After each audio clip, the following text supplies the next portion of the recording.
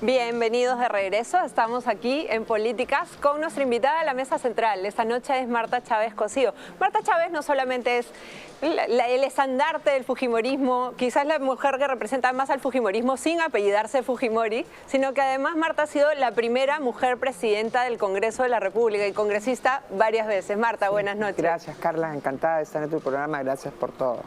Me encanta que estés aquí porque este es un programa que empodera a las mujeres, que sabes que muchas veces nos hemos visto relegadas en temas de política, entonces tú eres una mujer importante en la política nacional. Yo creo que es imposible hablar de política sin hablar de ti.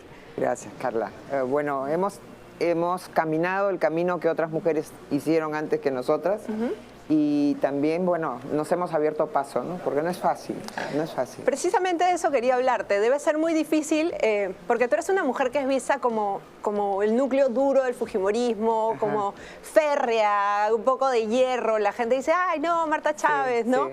Y debe haber sido muy difícil defender algunas de las cosas que has tenido que defender a lo largo del tiempo por ser un tema de principios y ser tan atacada. Sí.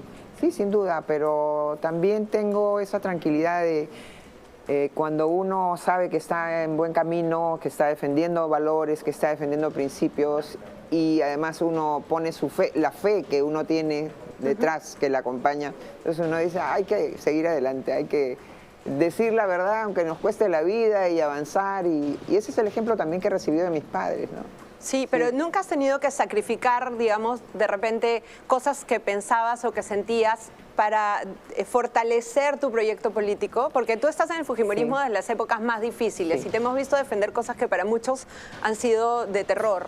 Sí. Bueno, lo que pasa es que también uno a veces tiene experiencias y conoce. Yo he conocido tan cerca el trabajo del presidente Fujimori, he sido secretaria del Consejo de Ministros cuando el presidente disolvió el Parlamento. Y lo he visto, y yo no era de su familia, ni de su partido, ni de sus amigos, y he sido secretaria del Consejo de Ministros, y lo vi discutiendo, debatiendo y tomando acuerdos sin importar, sin beneficiarse a él, ni menos a ningún grupo, pensando en los intereses del país. Y todo está grabado en Palacio de Gobierno. Y entonces, a veces la gente me pregunta, ¿y por qué defiendes tanto al presidente Fujimori? Porque lo he visto trabajar sin ningún doblez, ¿no? Y entonces, eso es lo que quizás otras personas no conocen y entonces no podrían comprometerse como yo sí me siento comprometida, ¿no? Cuando hablas de la defensa, hablas del presidente Fujimori y no usas digamos, el colectivo Fujimorismo. ¿Ya sientes que no eres una defensora del Fujimorismo, sino solamente de la persona de Alberto? No, es lo que el presidente Fujimori representa como idea política, lo que ha dejado en el Perú y particularmente, Carla, cuando alguien nos pregunta cuál es la ideología del fujimorismo, está en la Constitución vigente. Porque esa Constitución la hicieron ustedes, además tú fuiste constituyente. Exacto, soy la veterana ahora, soy la única que está en este Parlamento y sí, y entonces trabajamos así, también tomando la Constitución del año 79, porque no es una creación, pues no es un invento, sino hay una secuencia, ¿no?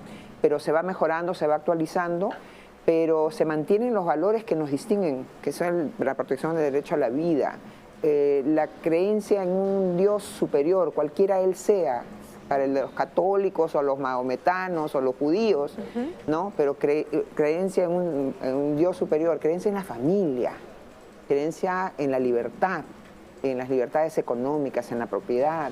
Y entonces eso es lo que y sí, yo defiendo el fujimorismo porque su ideología está plasmada en la Constitución, ¿no? ¿Tú crees que en este intento, en esta amenaza de Castillo, que esta semana ha dicho que va a llegar a agendar que haya una constituyente porque le da la gana, acabas de tocar el tema, tú eres una persona conservadora y muy creyente, ¿tú crees que parte de esto de romper la Constitución, romper la separación de poderes y hacer una nueva Constitución tiene que ver con este tema de la izquierda o comunista, de acabar con la familia, como tú la llamas, o con las creencias y la fe en Dios? Yo creo que sí, las libertades, el modelo económico, las libertades, y porque acá lo peligroso, Carla, y sí te escuché cuando señalabas, ¿no? Ya sacó la careta el señor, ¿no? Pero ellos proponen cambiar la Constitución, pero no te dicen qué es lo que quieren en la nueva Constitución.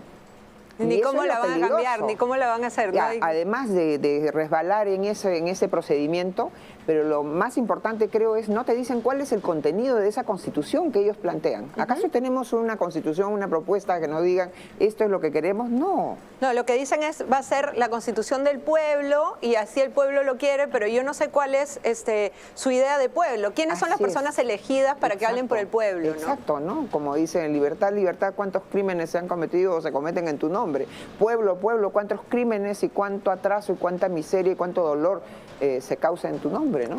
Marta, haciendo un poquito de revisión histórica, porque nos ven muchas chicas jóvenes a las cuales les interesa muchísimo la política. En el 2006, cuando Alberto Fujimori ya estaba detenido en Chile y que estaba en su proceso de extradición, tú fuiste candidata a la presidencia, la candidata sorpresa, porque en realidad el candidato iba a ser él. Y tú tuviste que ser candidata. ¿Eso lo hiciste con fe o fue una especie de sacrificio de militante, sabiendo lo difícil que era? Sí, fue sacrificio de militante, porque lo presentamos a él en una plancha y lo tacharon, Carla, pese a que no tenía ninguna sentencia. No había ninguna razón para impedirle postular. A diferencia él no estaba condenado. A diferencia de los de ahora. Así es. Él no estaba condenado, recién estaba su proceso. Y entonces fue necesario porque nuestra idea era, si se presenta la lista parlamentaria sola, no va a tener empuje. Entonces ya lo habíamos visto el año 2001.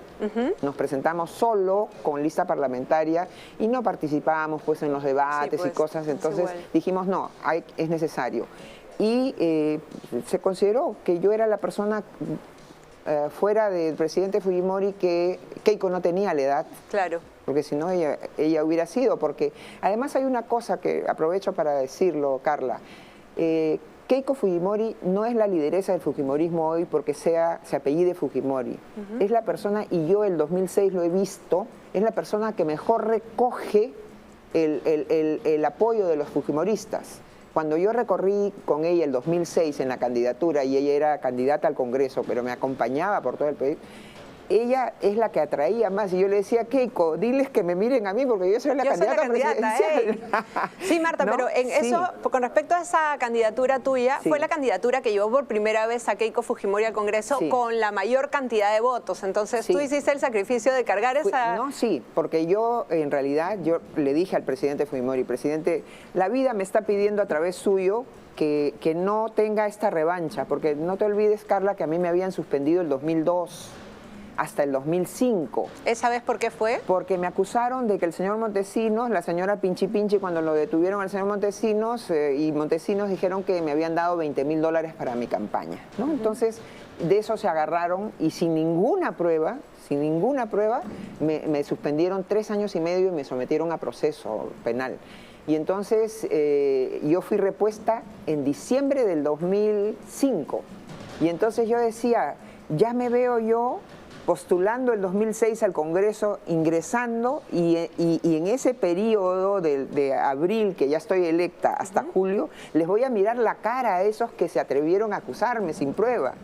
Pero no esa soberbia, esa oportunidad de ser soberbia no me la dio la vida. ¿Te inmolaste? Sí, pues, pero nadie me obligó. Yo lo decidí. ¿Y estás contenta y orgullosa de esa autoinmolación? Sí, porque fue como, no fue un sacrificio, no lo entiendo, como un sacrificio, en parte significó, ¿no? Oye, yo conozco las campañas, son un chambón. Sí, claro, ¿no? Y lo superé al señor Paniagua, porque el señor Paniagua era el favorito, ¿no?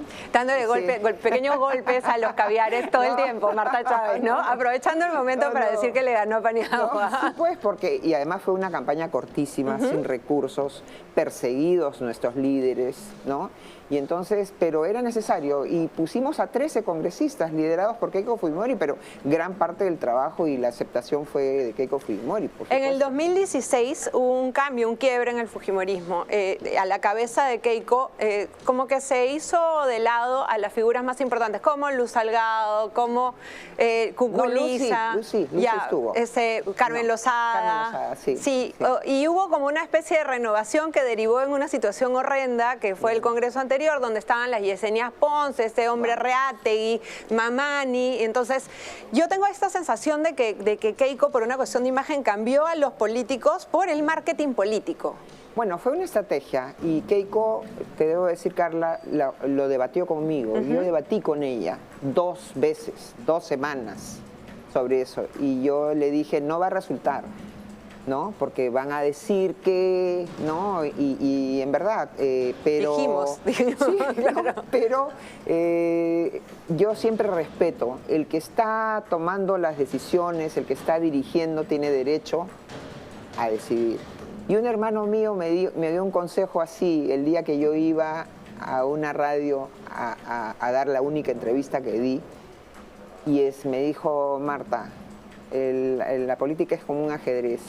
Y para ganar una partida de ajedrez se puede sacrificar hasta la reina. No es que yo sea la reina, pero soy un peón, diríamos, ¿no? Entonces, sí, pues...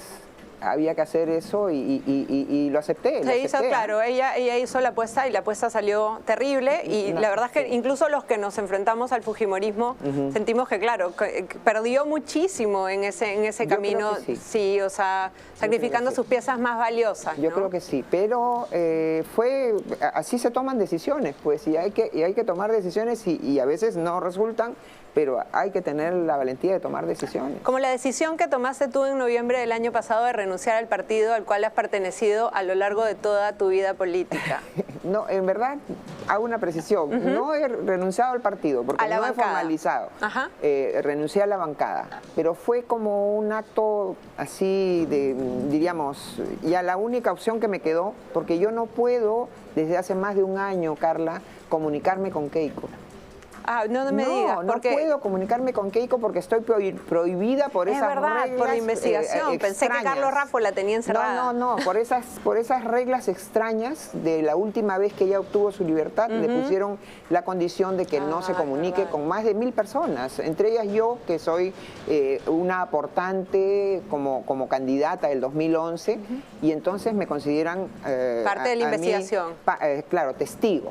¿No? Y como si Keiko a mí me vaya a hacer cambiar algo que yo pueda decir. No, queda claro que no, entonces, Marta.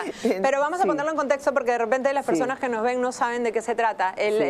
Fue el año pasado, cuando estábamos en esa circunstancia de crisis democrática, que cuando Manuel Merino de Lama fue proclamado como presidente de la República, salieron los caviares a la calle, murieron 2 chicos, todo era una locura, y Keiko Fujimori, en vez de afianzar la democracia como a mí me hubiera gustado, ella decidió que debía salirse de ahí Manuel Merino, y Marta, consecuente como siempre, decidió salirse de la bancada, ¿no? Claro. Y encima creo que tuviste una declaración bonita que decía, si yo pudiera dejar de ser congresista para que entre un fujimorista y ocupe mi puesto, lo haría. Así lo entiendo yo y no puedo, pero fue como un reclamo ante algo que sí coincido contigo. No me gustó, porque yo creo que a Merino había que sostenerlo, porque es el presidente del Congreso que habíamos elegido espontáneamente en marzo del 2020, y por estos tumultos de personas que defendían a Vizcarra, porque el Partido Morado y la izquierda defendía a Vizcarra y salieron a las calles a defender a Vizcarra. Querían volverlo a poner. Querían restituirlo. Sí, claro. Entonces, por una cuestión de principio, quizás ya por todos mis años como dice, más sabe el diablo por viejo que por diablo, yo veía que no era conveniente, pues, hacerle el juego a la izquierda. A veces en política uno, por quedar bien, por ser el amigo de todos, por ser políticamente correcto, fue mucha sensibilidad respecto de la muerte de 2 jóvenes.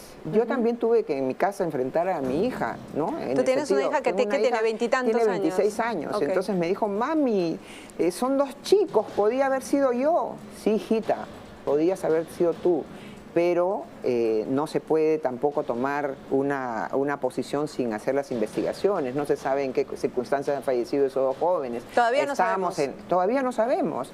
Estábamos en medio de una crisis de salud sanitaria y sacaban a la gente a la calle con una irresponsabilidad enorme. Entonces, pero yo creo que más ha sido esa sensibilidad de Keiko como madre de dos jóvenes, de dos adolescentes, ¿no? Sí. Yo tengo la sensación, ahora estaba leyendo tu Twitter, y porque todavía tienes el banner de un cambio hacia adelante, ¿no? Sí, de que hay un montón de cosas que tú haces por una lealtad tuya, pero que sin embargo en esta campaña no te hemos visto demasiado. De repente por tu papel de congresista no has querido estar.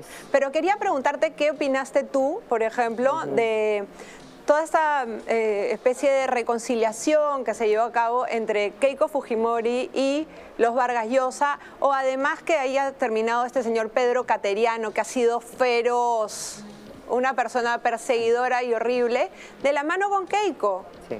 ¿Cuál es tu opinión sobre esas alianzas? Mi opinión es no tanto que queme al santo, ni tanto que lo enfríe, ¿no? O sea, yo creo está bien, bienvenidos. Si los señores Vargas Llosa deseaban dar una oportunidad de comprensión ante una injusticia, porque yo creo que Keiko Fujimori y su padre han sido objeto de mucha injusticia.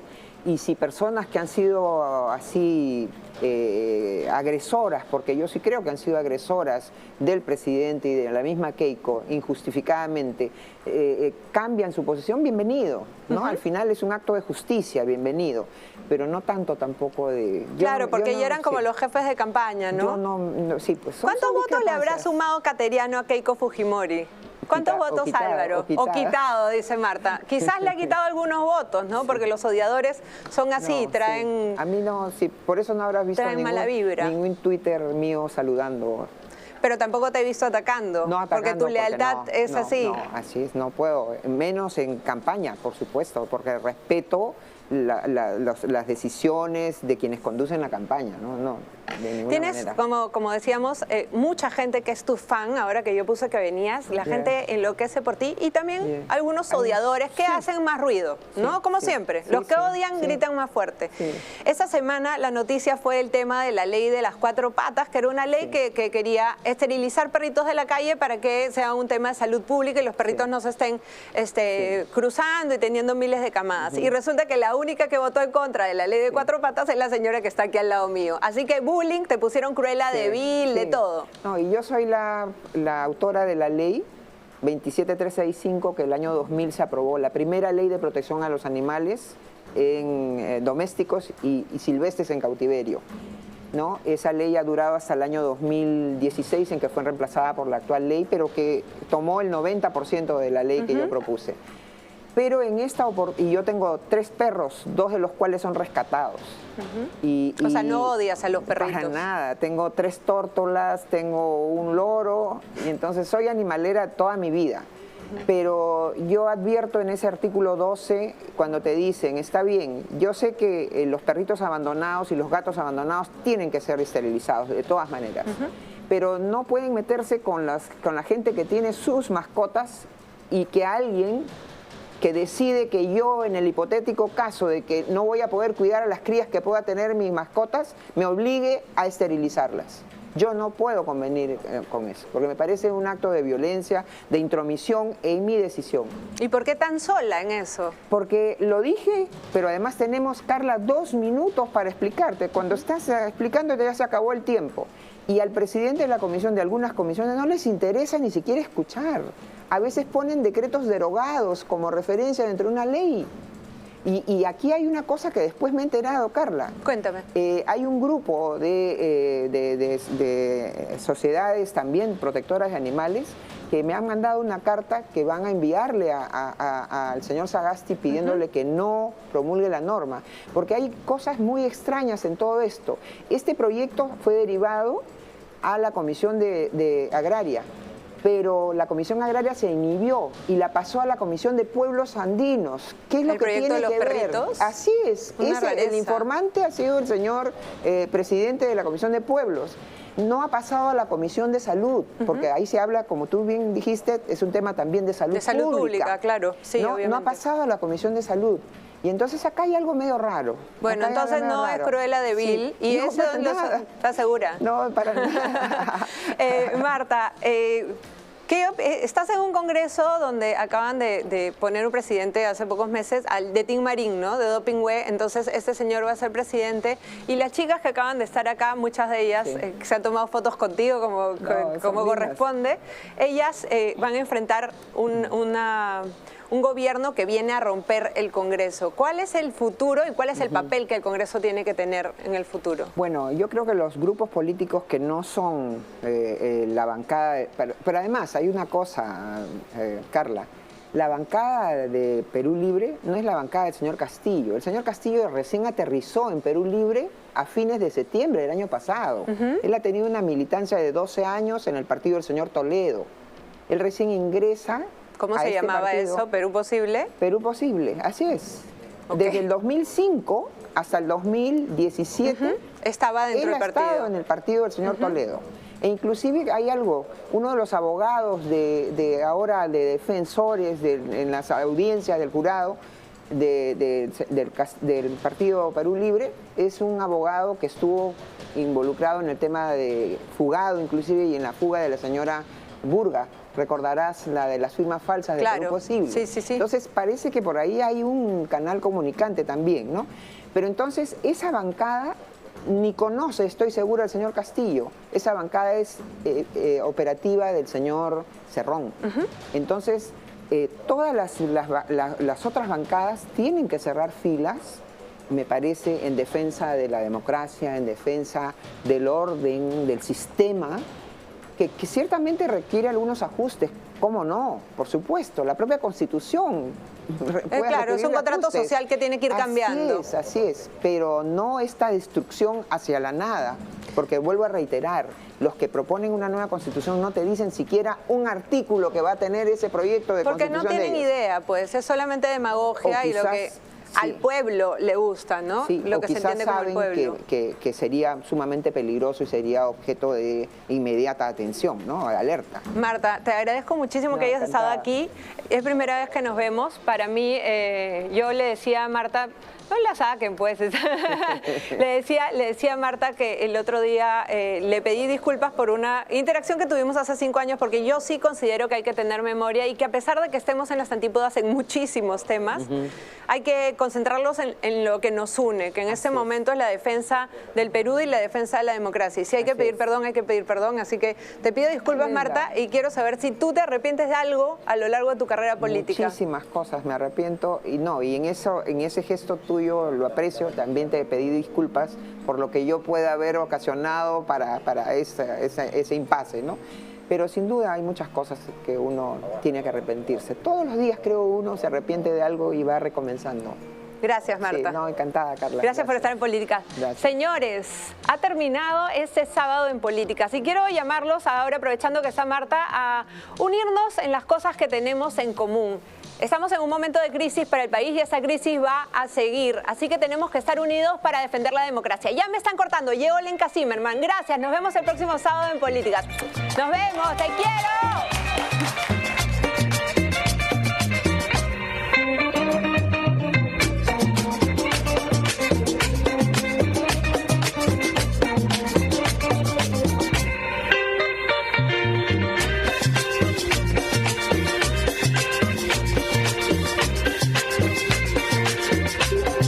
Viento vuelve a ser